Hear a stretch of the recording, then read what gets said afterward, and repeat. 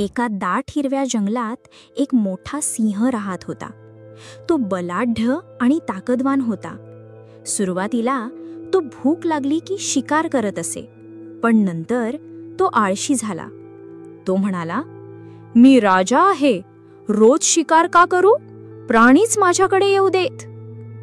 सिंहाने जंगलात हुकूम काढला, "दररोज एक प्राणी माझ्या जेवणासाठी पाठवा, नाहीतर मी सगळ्यांना संपवीन."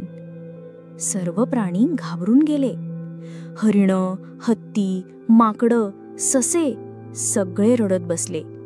ते म्हणाले, "असं चाललं तर आपण संपलो." त्या जंगलात एक लहानसा ससा होता. तो खूप चतुर होता. सशाने मनाशी ठरवलं, या अहंकारी सिंहाला धडा शिकवायलाच हवा. एका दिवशी सशाची पाळी आली. तो मुद्दाम हळूहळू निघाला. सिंहाला खूप भूक लागली. तो रागाने गरजला, "हा ससा कुठे मरतोय? आला नाही तर सगळ्यांना खाईन." बराच वेळाने ससा धावत आला. सिंह त्याच्याकडे वक्रदृष्टीने बघत म्हणाला, "उशीर का केला? तुला आत्ताच खातो." ससा नम्रपणे म्हणाला, "महाराज, वाटेत दुसरा सिंह भेटला. तो म्हणाला, हे जंगल माझं आहे. त्याने मला धमकावलं.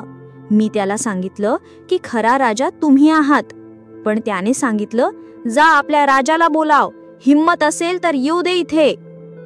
हे ऐकून सिंहाचा अहंकार पेटला.